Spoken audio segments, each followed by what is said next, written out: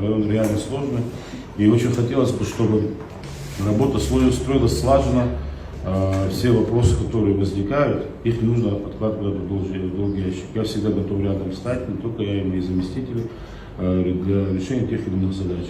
Криминогенную обстановку в районе нужно держать именно в таком порядке, чтобы не было определенных проявлений.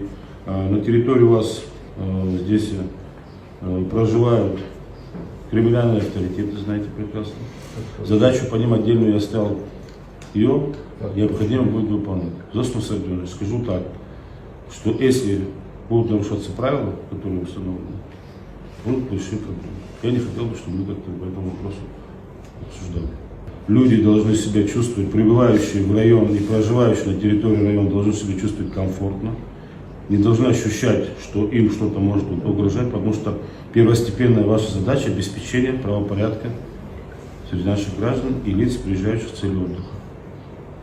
У тебя основные направления здесь Афон, Рица и также, конечно, побережье. Где очень активно идет развитие курорта, надо этому помочь. Надо создать правильный имидж.